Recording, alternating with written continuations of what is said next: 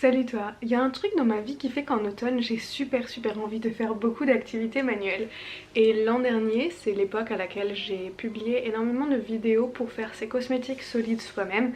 J'en ai fait toute une playlist que je t'affiche là-haut si tu souhaites rattraper celles que tu n'as peut-être pas vues. Et cette année, eh bien au même moment de l'année, je recommence. J'adore faire mes cosmétiques solides moi-même, c'est quelque chose que je ne fais pas énormément mais que je trouve hyper intéressant. Et comme la dernière fois, on a retenté un savon. Tu l'as vu avec le titre et tu as sûrement vu les photos dans la miniature, il n'y a pas de suspense là-dessus. Ce que tu sais peut-être pas par contre, c'est que quand on a commencé à faire des savons avec ma maman, depuis nos tout premiers essais, le but a toujours été de faire un savon cupcake. Je ne sais pas pourquoi, c'est ça qui nous a donné envie de tenter de faire nos savons nous-mêmes. Et on n'avait pas osé le faire plus tôt parce qu'on s'était dit qu'il fallait peut-être déjà acquérir de bonnes bases dans la saponification à froid avant d'éventuellement se lancer dans un truc un peu plus complexe. Mais cette année, on s'est dit que c'était le moment de tenter. On a regardé pas mal de vidéos sur le sujet, dont une dont on a majoritairement suivi la recette parce qu'au final, je crois qu'il n'y avait pas tous les ingrédients listés dedans, mais c'est une de Bramble Berry, donc c'est une américaine, je te le mets dans la barre d'infos, mais c'est tout en anglais, sache-le avant de cliquer. Ok, pour fabriquer ce magnifique petit savon, on s'est un tout petit peu simplifié la tâche parce qu'on a choisi pour la base la recette qu'on avait fait la dernière fois. Donc ça c'est le savon au lait et au miel qu'on a fait l'an dernier. Enfin, on les a refaits, c'est pas ceux de l'an dernier. L'an dernier, si tu te souviens, on avait mis du papier bulle pour faire un effet alvéolé. Et cette année, on les a fait tout simples, juste pour servir en base de cupcake. Je vais passer un peu sous silence la fabrication de la base du cupcake, parce qu'au final, si tu regardes la vidéo de l'an dernier, t'as toutes les infos et plus encore, donc... va regarder ça m'évitera de me répéter des fois. Donc la partie nouvelle pour nous cette année, c'était déjà de créer les petites décos que tu peux voir, donc les coquillages et la queue de sirène, mais aussi de créer ce qui deviendra cette chantilly qui est dure au final. C'est du savon aussi. Mes doigts sont toujours bleus à cause de la coloration à cheveux. Ignorons mes ongles. Pour faire ce savon, en gros, il y a 3 étapes différentes, comme je viens de le dire. Il y a la création de la base, il y a la création de la chantilly et il y a la création des décos.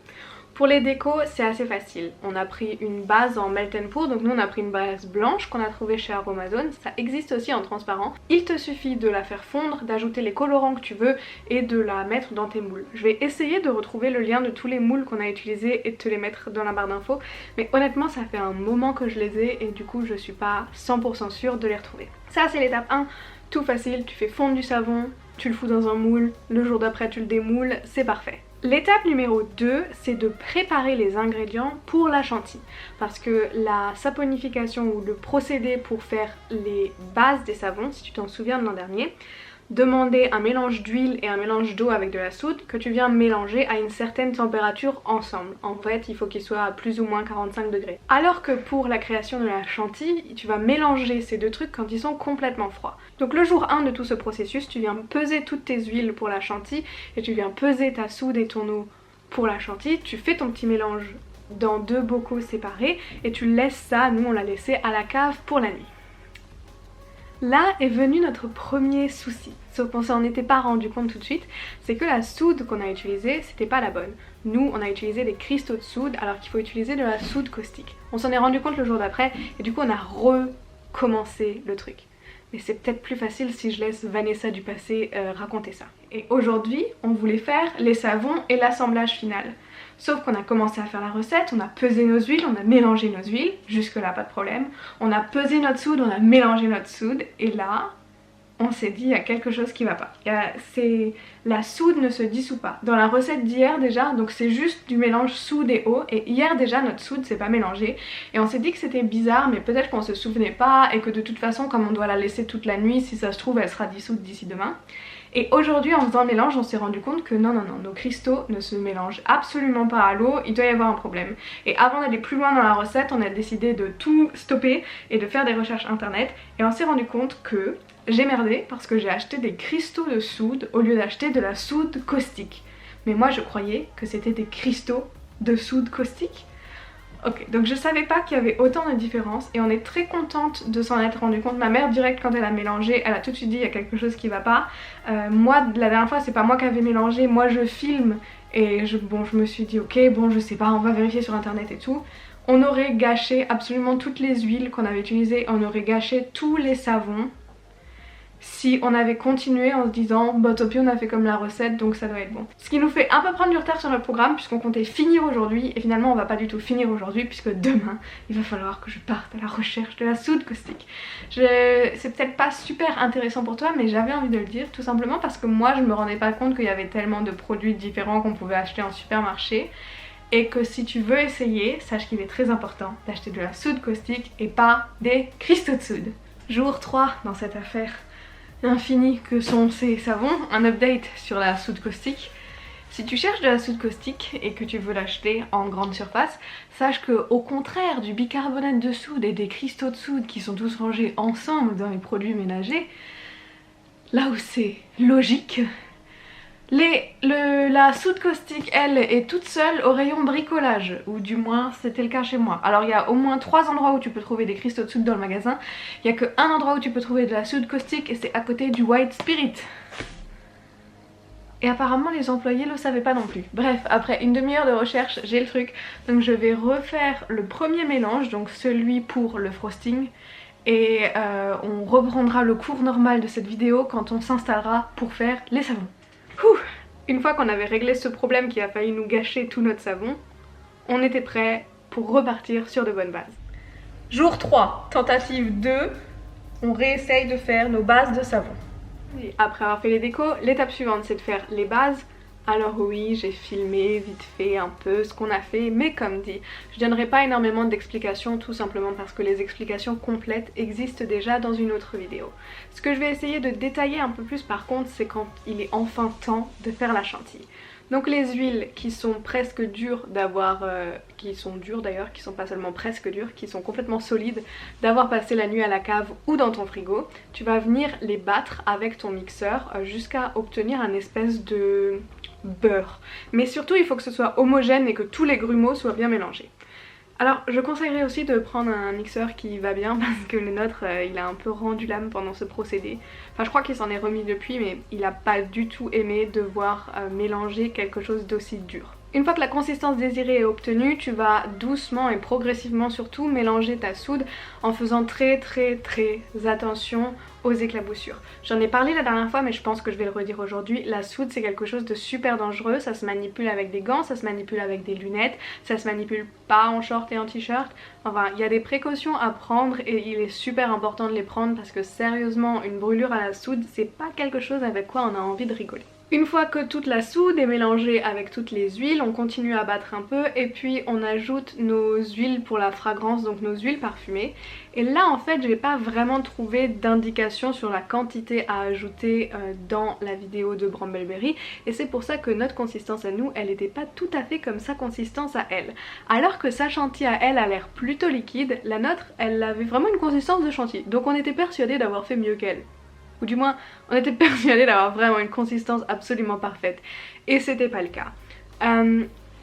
Alors notre consistance était cool, je ne dirais pas le contraire. Par contre elle était super difficile à piper. Je sais pas s'il y a un mot français pour ça, mais en gros on l'a tout mis dans un sac avec un embout. Je me rends compte que je connais pas du tout les mots français pour ça, mais je suis sûre que tu vois ce que je veux dire et sinon je vais insérer un petit embout ici pour que tu vois de quoi je parle. Oh, une poche à douille, une poche à douille, c'est comme ça que ça s'appelle. Donc on a tout mis dans la poche à douille, première erreur, on aurait probablement dû mettre le truc en 2 fois, donc mettre la moitié dans la poche à douille. Douiller? Pocher, quel est le mot? Quel est le verbe? Je ne sais pas. Mais on aurait dû faire ça, et ensuite mettre la deuxième moitié et le faire. Nous on l'a pas fait, on a tout mis d'un coup et surtout notre crème était trop solide et super difficile à appuyer et en plus notre embout il était assez fin au bout et je pense que pour ce genre d'action il faut vraiment avoir l'embout le plus large possible. Vous savez les grosses étoiles, c'est ça qu'il aurait fallu pour faire une vraiment magnifique belle chantilly. Maman, tu as plus de 40 ans d'expérience en pâtisserie, c'est ton moment de gloire. Si le truc il lâche pas, parce que ça... Okay.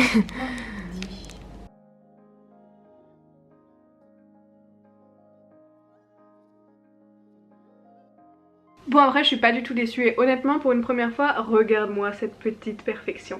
Mais si c'était à refaire, et le seul truc qu'on changerait vraiment en fait, c'est qu'on utiliserait un autre embout pour faire la crème. Parce que ça demandait quand même un peu de muscle. Plus à ma maman qu'à moi parce que c'est elle qui a fait la majorité du travail, mais ça demandait quand même un peu de muscle. Et on a fini par du coup ajouter un peu de paillettes et de mica par dessus, planter notre petite déco et puis voilà, ils étaient trop beaux. Alors on a attendu 2 jours pour les démouler, 4 en fait. C'est censé attendre 2 jours mais nous on a attendu 4 jours parce qu'on était occupés. Mais 4 jours après on les a démoulés et comme la dernière fois il va falloir les laisser tranquilles pendant 4 semaines avant de pouvoir les utiliser. Il est l'heure de démouler nos petits savons. Il y en a quelques-uns où les queues de sirène sont légèrement tombées, mais il y en a d'autres où elles sont restées parfaitement positionnées. Donc on va démouler, on va voir ce que ça donne. Hyper facile à démouler. Comme ils sont trop beaux. Oui. Et ça se démoule super bien. Hein. Et du coup, comme la dernière fois aussi, je vais te publier cette vidéo avant d'avoir pu les utiliser en personne parce que je ne serai probablement plus là. Je l'ai dit, oh mon dieu, je l'ai dit. Il est très possible que je retourne partir bosser sur mon petit bateau de croisière. Enfin pas mon petit bateau de croisière puisque c'est un autre bateau de croisière.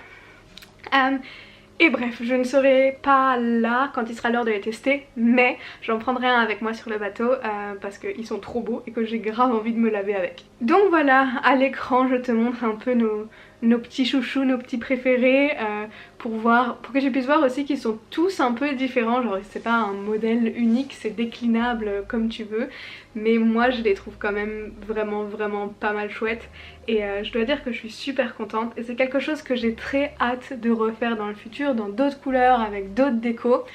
C'est juste presque dommage qu'en fait on en ait autant et que du coup le temps de les utiliser, en fait j'ai pas envie d'avoir un placard rempli de savon que je vais pas utiliser. Donc on va attendre d'utiliser cela avant de retenter l'expérience et d'en faire d'autres. Et si tu veux nous voir essayer de créer autre chose que des cupcakes, n'hésite pas à le dire. Avec ma maman, franchement, on adore ce genre d'activité de fabrication de cosmétiques, donc je suis presque sûre que j'arriverai à la convaincre de tester tout et n'importe quoi en forme de savon. Enfin, des savons en forme de tout et n'importe quoi. Bref, j'espère que cette vidéo t'a plu, j'espère qu'elle est relativement claire. Je remets la recette, les liens pour les moules, les liens pour les pigments qu'on a utilisés, le lien de la vidéo de base, le lien du blog pour la recette de notre base, bref. Tous les liens dont tu pourrais avoir besoin pour recréer ce savon chez toi, j'essaye de tout rassembler dans la vidéo.